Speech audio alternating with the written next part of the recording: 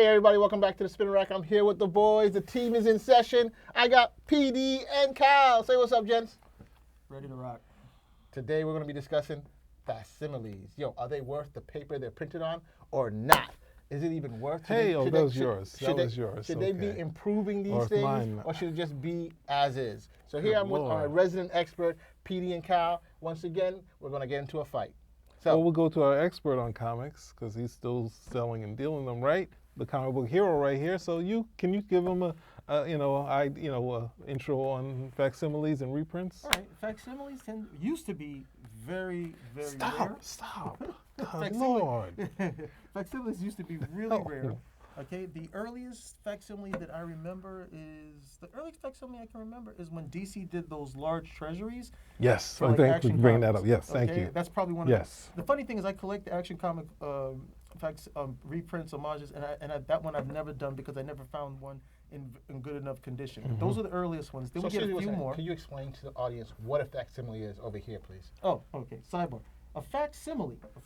Do I need to look at this camera or do I just look at you? You can look at for now, when we get to the talking, you can look at us. Facsimile. Okay, a facsimile is a comic book that is a complete reproduction of the original down to the ads. So if there was any sort of error, if there were any ads, exactly what you would have bought in 1938 if you're getting Action Comics 1, exactly what you would have bought in 1941 if you were getting Wiz Comics number 2, that's a facsimile. It's not merely a reprint. Okay, a reprint just reprints the actual story, but a facsimile is the actual book in its totality, exactly as you would have gotten in its original form. So DC did some more of those So why would you want to get a facsimile? because you can't afford the original. Okay, so Well, he was finishing the explanation, but You it's just down- went it's into down- a it's comment. Down, I it's just- down straight to the exact same thing. What about the improving the art or the color? You can't improve the art on a He said you're facsimile. taking it It's away the from the original thing. art. Yeah, let me get that for a second. Okay. Sorry. Good Lord, what is wrong with Disrespectful. you? Okay, disrespectful. As you were The saying. only thing that you can do, no, okay, I'm looking at the paper quality here. You can't improve on the original stuff, okay? Especially not the Golden Age stuff. What everybody wants is that original story. The only thing that you might be able to do is to work this cover, as you see right here, where they made it a foil cover. This isn't one of the better foil covers. This one's a little damaged, and it maintains fingerprints, but you can wipe it down. But guys also tend to like this because they can grade it. These books tend to grade and come back 9.8 a lot easier than the original books, especially something from the Golden Age. So you go, you grade it, now it's a 9.8. To that collector who knows they're never going to have a 9.8 of Action Comics 1 or even Wonder Woman number 1, volume 2, this is something that's attractive, and so that keeps it. There's a reason why these are foil. Okay, foil usually tends to come back 9.8 much easier than a I regular didn't cover. know that. I Yeah. would skip those. Interesting. 'Cause I never Okay, really so like- this, I and like then the shiny again, stuff. and what is this? This is, DC already knew this for years, and Marvel as well, because Marvel is Marvel reprint just about anything. They just haven't reprinted. I'm waiting for them to reprint the Hostess ads that they used to have with the Hostess cupcakes. Yeah. I'm reprinting to do that. I think somebody might have done that already illegally, but Marvel should definitely do it themselves. But you look at this right here, okay, and DC probably paid nothing to reprint this book. They own all the art, do it. everything of that nature. So this is just reprinting, which cost them pretty much nothing. And then even the foil cover, this foil cover is probably from metal that they still have laying around somewhere. So they go over, they make a shiny, nice new foil cover for it. The guys scoop it up, and because it's foil, most guys don't really know how to grade too well anyway. They send it in. You get it like a 9. I mean, this is probably going to be a 9.4, but you get a 9.8. Slap it in a sub. Sell it for $100. Guys think they made some money. So you had a question? I want to. When you brought up the limited edition, for a little while there, those books, I think in the early '80s, they were selling those as like high value books. Those reprints, they were like, wow, you could see them on the wall, and at some point, The big treasury the ones? big ones, yeah. And then somehow reprints became like you couldn't even bring them back to the store. They're like, you brought a reprint in here, and I'm struggling with these because obviously you see I bought a bunch of them. The hard part is that this feels like what Charlton would when you buy a Charlton comic book, and it would be the same comic book you bought before because they were just reprinting. Like Marvel and DC can go into reprints if they want, and they can reprint the select stuff that you like. If you like, say if they decided to do Grant Morrison's Doom Patrol, they start doing later stuff because they've already done, so much stuff. It's like that's what I worry about because you at some point when you look at like Doomsday +1, Charlton redid that, and it was already only 6 issues. So what do you feel that it's going to take away from the regular books if you're reprinting so much stuff? This is, well, And I can't stop buying them. Look at this. are you kidding me?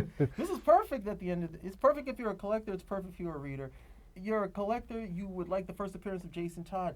You would like the first appearance of the Justice League of America. You know you don't have the money. You don't have the money to throw down for the first appearance of Jason Todd, which might be a few $100, let alone the first appearance of the Justice League of America, which I do own, and you can reach out, maybe we can get something going for, of course, a nominal fee. But the whole idea, I mean, this right here is probably one of the nicest ones. First appearance of the Sinister Six. This was a book you could have gotten not too long ago for maybe a couple $100. Not anymore. Not anymore. All of a sudden the price jumped on that. But it's comic books. Comic books are a niche market, and then you get these nice little niches within the niche. So you get guys who collect Action Comics 1 homage covers. You get guys. Can you pass me the Amazing Spider-Man 300? Come on, we're doing a show. Yeah. Pretend you actually know something about comics. Okay? There are guys who collect this. They collect any homage of this particular cover. So they're going to get this facsimile, they'll get the reprint, and they'll get any time this book is homage. So you're working that particular niche, and this actually hits 2 of them. It hits the cover art, which guys would want, and you get the overall story as well. A copy, in this condition, a copy of Amazing Spider-Man 300 might be $400 or $500. So $6.99 is not that bad of a deal. And then to have the complete book as opposed to one of the smaller reprints, because there's several reprints of this book. Okay, there's a Japanese reprint of this that I just sold a little while ago for $3.50. So it becomes more economical for that. But for some reason, and this is the thing I don't get, these tend to appreciate with value much faster than you would ever believe. They sell out. Yeah. They sell out at the end of the day. They get graded. People buy them. That's the thing that I don't quite understand when it comes to this, where the resale value of these things tends to be a lot higher than I would expect. Like a reprint of New Mutants 98, to be quite honest, should be maybe $10 at the end of the day. And this book will end up outselling all these other books at the end of the day. And New Mutants 98 itself is not a rare book. Yeah, that's a lot of these. Outside of these older books, which of course have to be rare. Well, 300 isn't a rare book. That's definitely. Yes, that sold a few 100,000 copies. Yeah, at this point they knew what they were getting with Rob's New Mutants, so they were already reprinting more than they had before. So it's just like this is towards the end. So it's also, but is this making the value of the originals more? Doesn't affect it at all. It used to. It used to be. What are you doing? What are you doing with the shuffleboard, the freaking 3-card comic Monty? Stop it. Good Lord, you're driving me crazy with this. What is going on? It used to be. Stop. That if I had a first edition, and this used to pertain more to like trade paperbacks, hardcovers. If I had a trade paperback that was out of print, and then I realized it was going to be back in print, I hustled to sell it because I was like, okay, these guys are, what's with this OCD nonsense you're doing? Yeah, I don't get it. We're trying to show They would not, look at this. Come on. No, because you're upside down. I can understand if you turn, no, stop it. Good Lord. We got to cut all this. No, we're not cutting any because you did it every while he's saying all this interesting stuff. I'm listening. You're not listening. You're listening, but you're playing games. Anyway, Good Lord. No, because it used to be all right. If a new printing was going to come out, you got the older the original printing out faster because guys would say, oh, I'm not going to buy this. I'll just be happy with the other printing. Now it has no effect on the original whatsoever. Wow, that's crazy. Because these themselves appreciate with enough value that it doesn't affect the original. In some cases, it may even drive the original up. That's kind of interesting because I go to the store and I see these things. I'm like, who wants to look at these old style art? You want to see the more modern style art there. God. And I'm like, Who It's can- just but besides no that, sense of history. Wiz comic. It's no longer. Why would this appreciate? You know, What? why would this appreciate? Wiz Comics? You're about to do something, I don't know, like to show that it's not worth anything. No. Wiz Comics, for everyone, Wiz Comics, that guy you see right there, this is the first appearance Stop. of Captain Marvel. He's The talking, original okay? Captain Good Marvel. Lord. The only true Captain Marvel. Okay, first appearance 1941. The cover itself is an homage to Action Comics #1. So you got two things going for you right there. One, Action Comics homage cover collectors like myself would want to pick this up. And then two, this gives you Wiz Comics #2. Okay, the first appearance of Captain Marvel. This, an actual copy of Wiz Comics in almost any condition is going to run you a baseline of maybe about $400,000.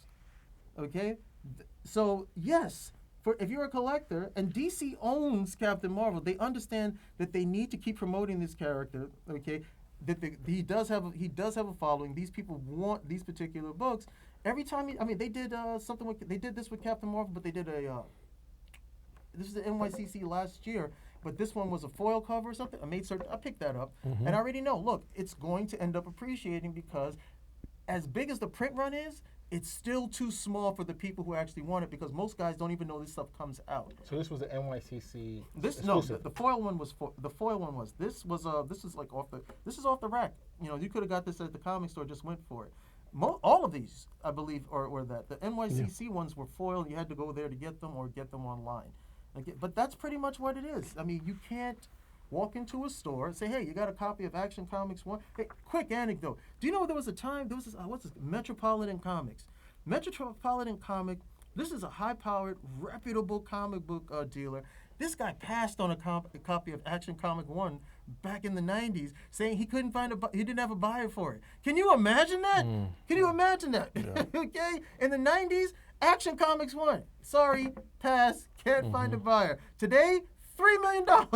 Okay, just wild. But that's the same thing that drives the value of this particular book because it gets harder and harder to get to the originals. What's more, this printing for Action Comics, this is probably like this might be as much as the 14th printing of Action Comics in a reprint form. This is a facsimile, of course, but there are other ones. I have most, if not all of them, starting with what's known as the sleeping bag reprint, where you got a copy when you bought this particular sleeping bag. Then there's a peanut butter reprint when you got a jar of peanut butter. Then there's one with the Nesquik reprint. And they just keep going on at the end of the day. And I always thought, okay, fine, they'll stop at a certain point. They had a reprint when they did the Death of Superman. No, they reprinted it again. And there are guys, they collect every single one of them. Here's the kick. You can't always find them. This was on the rack, and everybody thinks, oh, I'll get a copy when I get around to it. Next thing, it's not on the rack anymore, and you can't find it. And where's the only place you can find it? With the reseller. And the reseller is not giving it to you for $6.99. They're like, I can't make money that way. Well, I got to put my kid through private school. They just had the Batman one, with the Batman and Robin reprint. They just had out today. What, Detective 38? Yeah, I think it was on over at Midtown. So you could have gotten it. That They had, so like, This is stuff he had already in his collection. Yeah, they had like 3 racks of them, 3 stacks of them. I was like, wow. No, the best one who's is going to buy that? The Amazing Spider-Man. That's the best one. I haven't read that story in years, but it was Well, still a good one.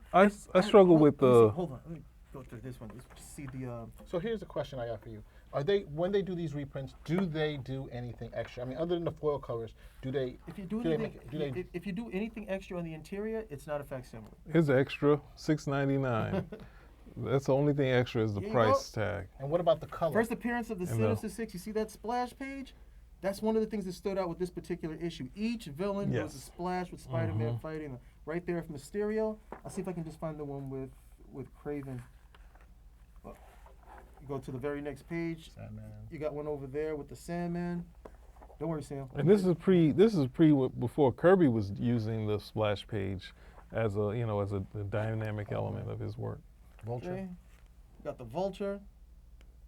And the colors are, the coloring is pretty standard for what you would have got back then. This is 4 colors. You would have gotten this color back then? No, it's standard, meaning that you see look at the colors that you have here. This is the same type of color gradient, same type of color saturation that you would have gotten at that time period, as opposed to the stuff that we would get now. Okay, Yeah, if you yeah. look at the cover for Batman, right? Well, no, that's still not too far away. But it was like it was a four-color mashup at the end of the day. That's why they call them four-color comics. But here you have the colors are a little bit more Well, watered No, down, those more- are a little. That Well, right this- over there, that's paler. This is a lot brighter. Yeah, in because comparison. it's using a different. I don't Yeah, think they were using well, that that's type of that's the print. thing. They're I using like the probably DC. this. I like the DC paper more than the Marvel, but at the same time, you see, I have But they a didn't ton have of. that paper back then. They were using No, this, no. the No, newsprint. I'm talking Well- about the color. They didn't. They. You this know, is the color reco- palette. Yeah, this the is color palette. recolored, of course. You're talking about the but it's paper still and- pretty close. It's still pretty Yeah. close to what you would have gotten. Well, this like these Wonder Woman, the struggle is that was like flexograph printing. The plates were like plastic; they weren't like the metal plates. So there's a period where Perez, especially like see Crisis, how it was printed, he struggled with Crisis. So I think they were moving out of it. So it's interesting because I have these comic books and it was soft, and this is a little bit like it's a little bit darker than the original, which is not saying much, but It's almost it's like still cool. pastels. Yeah, but I mean, ultimately, I just worry that if you're Marvel and DC, you can move to reprints, you know, and then no one's doing these style of comic books, is whereas you might have somebody that's doing the McFarlane, and you might have a Liefeld, but you're not getting a Gene Colan, a Perez, or definitely not. That's one of the things that's missing from this, or even Herb Trimpe. There was a style, a dynamic that was in this, so it feels like these things are like coming home. The new stuff is a little more dynamic and realistic, but it's always missing where comic book artists used to have this lineage where, you know, Byrne had some Neil Adams, as did Bill Sienkiewicz, or Perez had some Kurt Swan and Jack Kirby and that sort of thing. And so it's kind of gone, but it's like we could go back to it with these facsimiles, and I worry, even though I'm not, you know, I collect from time to time some new stuff, but we were supposed to do, well, I didn't have the book. You have the Wonder Woman. We also, I don't know if we could read it to do a review, but I just worry that you know, they might turn into Charlton Comics where they just thought, hey, we're just reprinting these last couple of years. Well, I mean, if they don't have anything going, if they're not coming out with new stories, they're not selling new things, they're probably going to end up turning that way, you know? I mean, but then they might as well close up shop because that was comic books. That's the origin of comic books. Comic books were reprints. Comic books with the Yellow Kid. And Well, that's, you brought it all to back full circle from the start to the where Yellow we're at Kid? now. Yellow Kid was one of the first comic books. Is one of the first comic book strips, and then comic books. All they did was they were reprinting the comic strips. Right. Now, mind you, comic books are what they started like. What about the early I might steal 1930s? And by the time you got to 38, they were out of reprints. They had no more material to reprint at the end of the day. Same with Charlton. Charlton was like, okay, Yes, great, yeah. you know, we did it.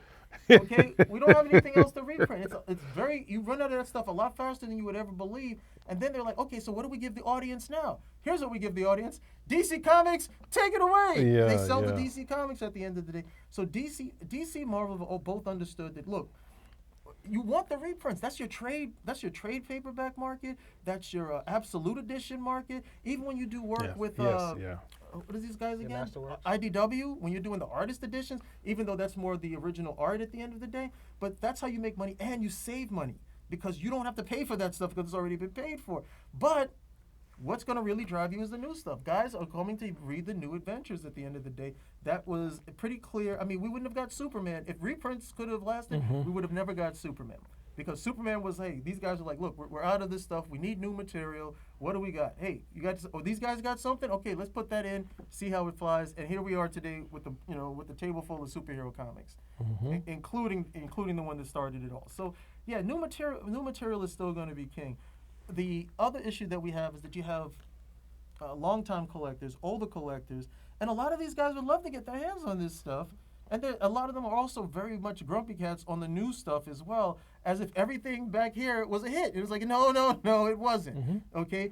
Yeah. No, if you were buying in the 60s or in the 70s, there were a ton of comics. Not everything was Spider-Man. Okay? You had a bunch of stuff, and there were like a lot of backup stories that were still sci-fi, horror, romance, a whole bunch of stuff before superheroes pretty much phased all of that out because that was the number one thing.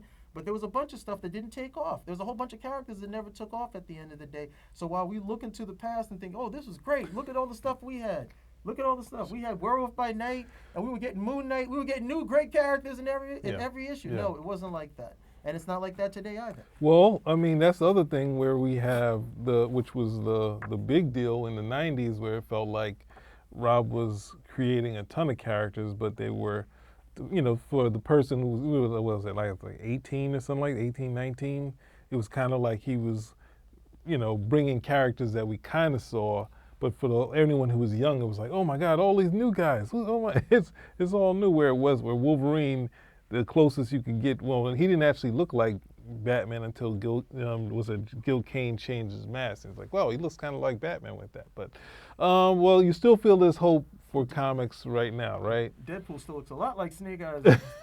Yeah. But continuing with this, notice that you have the very old market for facsimiles, but then now you have newer, I would say newer in the 1990s is now coming out. So like him, you have. Well, first appearances like Deadpool, yeah. I'm trying to. He's the. What's the two big ones from the '90s? It's probably first appearance of Deadpool and who's the X-Men. Was the number one that came out? The one that sold 8 million copies? No, not that. I I mean, said Wolverine. The They first just had appearance of that just came Wolverine. out last no, year. not. They I'm thinking like the two big appearances from the 1990s. Deadpool Oh, was okay. one. Deadpool. Cable? I can't remember. Oh, I can't who remember. else? No, not Cable. 'Cause No, Deadpool, okay. without a doubt, is number one. I was gonna say Venom, but Venom is still Copper Age. He's still like in the 80s when he first makes that appearance.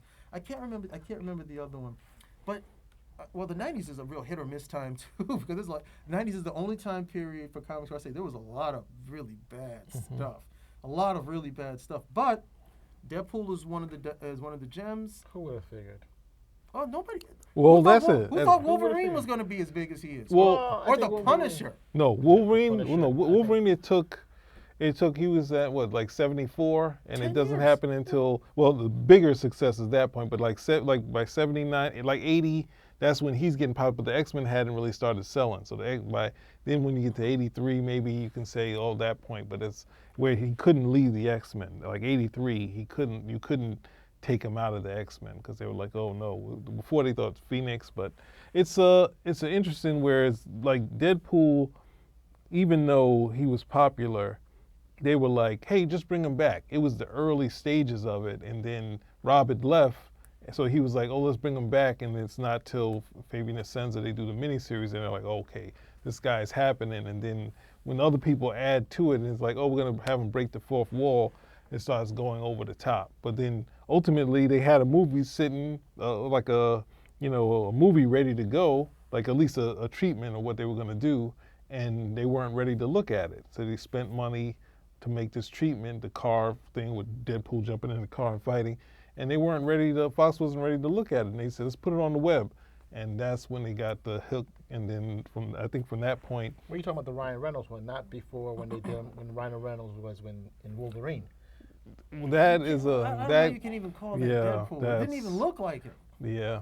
That I'm was just saying, but it was still Wolverine. it was, still Deadpool. it's not, It didn't even look like it. But bottom line is, some of those guys got the maturation process that most characters. There are very few characters that are a smash first issue. That's Superman, Spider-Man. I mean, Batman was popular, not as much as those two though. Okay, he was very popular. Wonder Woman was successful. Never really hit like, didn't hit like Spider-Man, Superman. But it's very rare that those guys. I mean, I can't think of the last character who had an issue and guys just liked them from that first issue.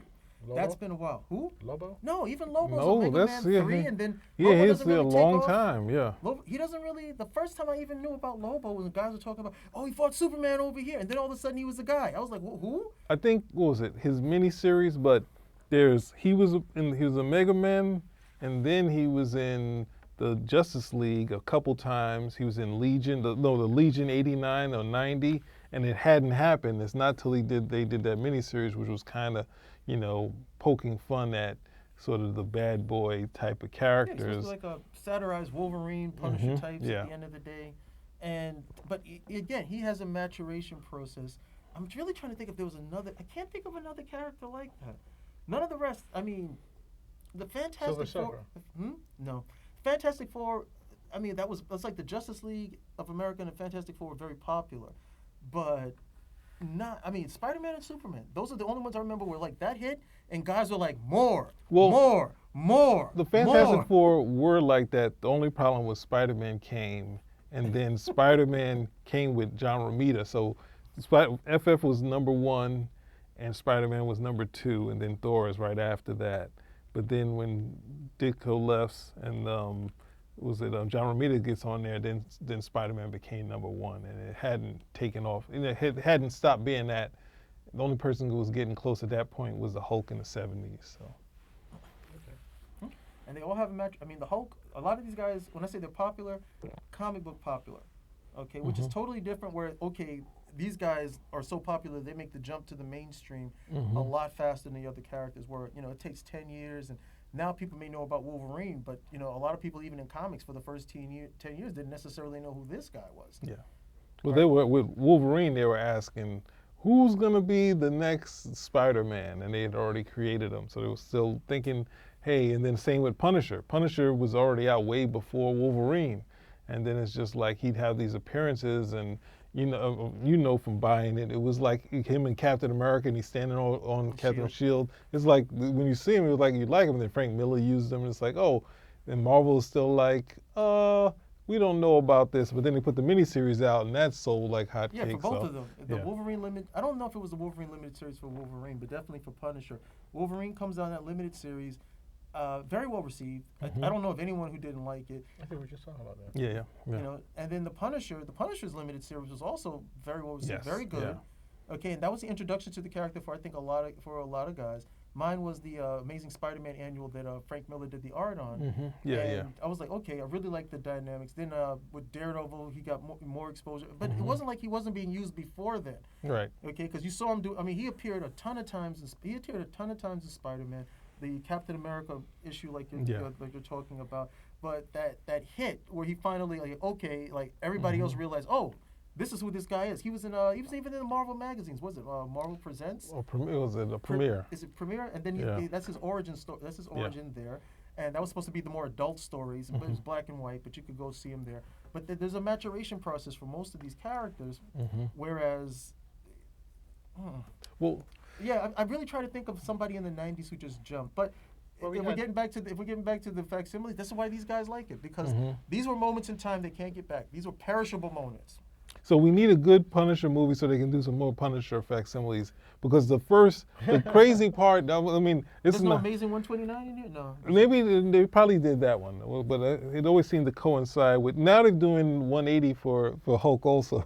Well, they should. It's the first appearance. I saw that the other day, and it's just like... I actually have a copy of 129, which can be yours for a nominal fee. All right, so yeah, I mean, that's... So continue on that line.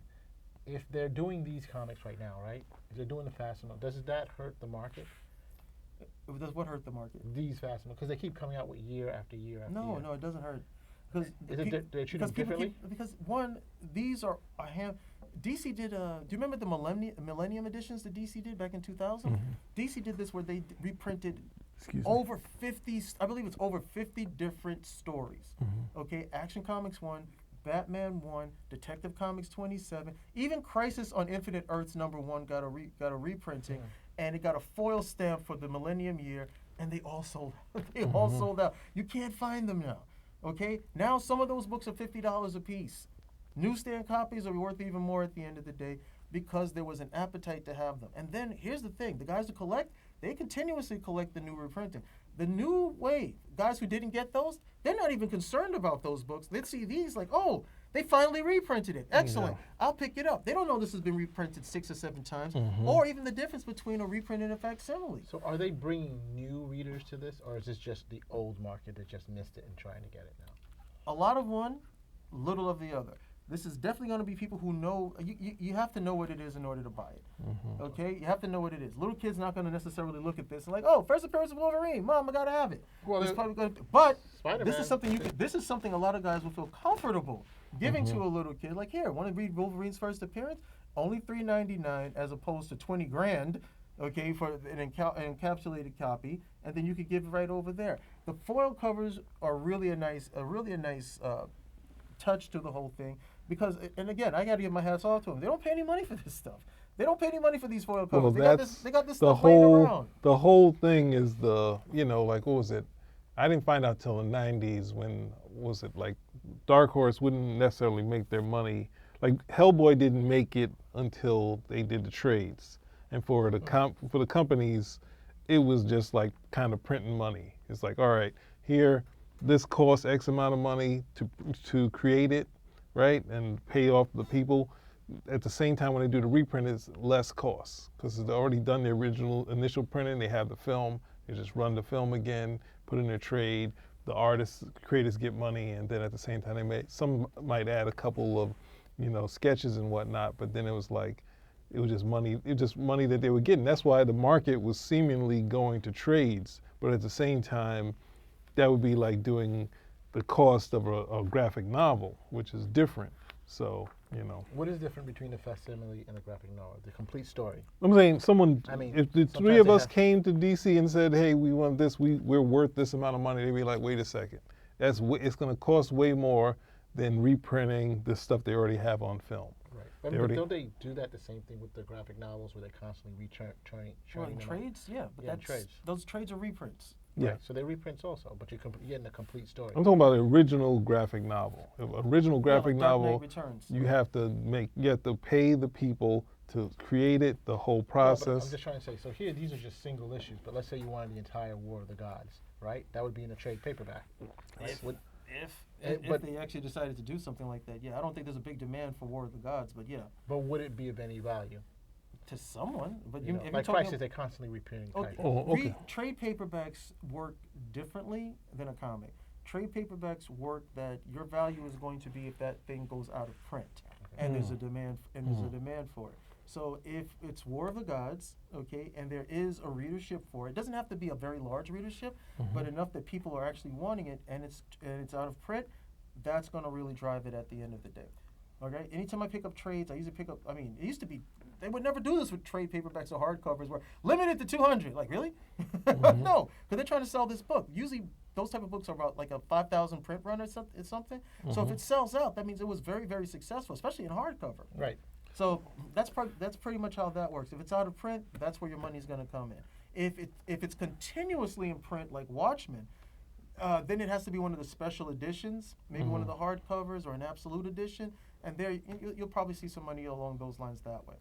So I was thinking, oh man, I think I'm. So you go. I'll Yeah, try so to then you're remember. basically saying this is a better deal if you want to invest the facsimiles as opposed to a trade paperback of a classic story. It's better to invest in a comic over the trade paperback as a rule of thumb. It is better to get the original issue of Wonder Woman #1 You can't than get to it. invest in You can this. get it. You can still You get can Wonder get Woman this. #1. Okay, that's not a book. Yeah. That's not a book that's out of range yet. It will get there. Is What do you this mean one out of What, range? 500? Is this one out of range? Hell yeah.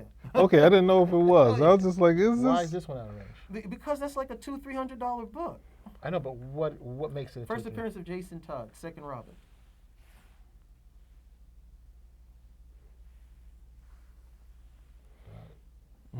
This, however, I mean, Wonder Woman #1, that's still in a lot of. There's a variant on one of them, but that's still most times that's like a $10-20 book. That's not out of range. Yeah. That is going to change. That will not stand. That's not going to stand forever because at one point that Wonder Woman books ticked up during the popularity when Gal Gadot was cast, and then when the movie came out. Plus, a lot of the Bronze Age stuff, a lot of the Bronze Age bondage covers, earlier stuff. Yes. No, whatever. So, Mars. a lot of the Bronze His Age other stuff, name. Okay. a lot of the Bronze Age Wonder Woman stuff. A lot of people think that Wonder Woman is this book that was selling, trillions of copies. Like, no. Wonder Woman sold, but she never sold as well as Batman or Superman, ever. That just didn't happen. So now when guys go back and they're trying to get these Bronze Age books, they realize these aren't as prevalent. I mean, they're just not. I don't get people who sell Wonder Woman collections very often. Okay, it might be once every 2 or 3 years, and that's the modern stuff. Okay, so a lot of times if you get a good Wonder Woman cover and it's a modern book, you wait a little bit, it's a $10 book, might be a $20 book, because the print runs aren't very heavy at the end of the day. But, this is nice for a Wonder Woman collector. Oh, look, I got this for you. It's nice, full, Merry Christmas. Oh, that's nice, because they weren't going to buy it because they were like, I already got everything else, so they can add this to their collection. If you want the original, you can still get the original. Yeah. Now, most of this other stuff, you can't. You're not going to get the first appearance of Doom Patrol, Wolverine, Captain Marvel, Superman, Lobo, Jason Todd, the Sinister Six, Venom, all that other stuff. This you can still you can that's not out of reach yet. So I got my question. This is my last thing I want to say. Now we get to the trades, but at the same time, I bought. What was it like? It's called. Marvel did these reprints that were large, huge, humongous reprints. Like Ditko is Strange, Kirby is big, and like Steranko is such and such, right? Masterworks. Like they were like Master, but they were bigger. They were like huge monster books that Marvel was printing. And why this goes out of print, and then at the same time, it becomes a high value thing on eBay. Why don't they reprint it if it immediately sells out and the price goes up on eBay? Why won't they reprint those large editions, even though there's a limited print run and it quickly left, and then You now gotta they support the dealers. No, they don't have to support resellers. It's not cost effective. okay. If they go back to print, they have to print a certain number of copies, and they already know. Look, how many people out there actually want this? A couple hundred? Well, it's too expensive to print a couple hundred. Yeah, we got to those print larger. Yeah. 3,000 or 4,000 of these in order to make it work, and then we got to sell them. It's not we got to sell them to these guys. We're not selling directly. We got to sell them to the stores. The stores are going to be like, no, no, we're not doing it. So if there's like it's not like it's got to be something like Watchmen, where there is a continuous demand, where this can sell out, and they're like, no, we're not going to reprint. We're going to do a new printing with like new artwork that hasn't been seen before, this type of stuff, and we'll sell it that way. We're going to repackage it. 10th anniversary, 15th anniversary. This guy died. Commemorative issue. That's how we'll do it at the end of the day. But a lot of the other stuff, I'm trying to think. But you have like the Infinity, the Infinity Gauntlet. That is constantly in print. You have Crisis that seems to be always constantly. Yeah, because guys will buy it. Thrawn. Well, Thrawn comic, not trade the- paperback is always Thrawn? in- The Thrawn trade paperback. They keep, That was out of print for a long time, though. Oh, wow. That was out of print for a long time. That just got hot recently because of the Ahsoka series and all the lead up to it. Okay. But that was not something you could get your hands on. well, I know some of the others are. You can't like the Padawan. What's his name again? Kanan, the Last Kanan, Padawan. yeah. That Yeah, was- but that's. I mean, I have a hardcover of Kanan, the Last Padawan, which can be yours for a nominal fee. No, some of those things. I mean, look, the Kanan stuff. Forget about it. They're not reprinting it. They're not reprinting it because as much buzz there may be like, yeah, we want to see him on TV. Kanan. Marvel's like, yeah, okay. It's like what, 60 of you guys? We're not doing it. Okay. There's got to be the demand has to be there. And then when it's Watchmen, Crisis, Secret Wars, Infinity Gauntlet, there is a continuous demand for people who want to read it. And then you have people like me who are collectors. I have every printing of Death of Superman, the trade paper, the omnibuses. Okay? Here's the funny thing about those omnibuses. They did an omnibus and it sold out. Then they did another one and it sold out. And these are high end. We're talking $80 an issue. They did a third one, it sold out. They did a fourth one 2 years later. You know what happened with that one? Sold out. It sold out. So they're going to keep doing it. They're going to keep doing it because the demand for that book exceeds comic book readers. Okay, because the average comic book reader, if I was like, hey, you want to get this? Omnibus, Death of Superman, look at that dust jacket. Looks pretty good, right? I got the originals.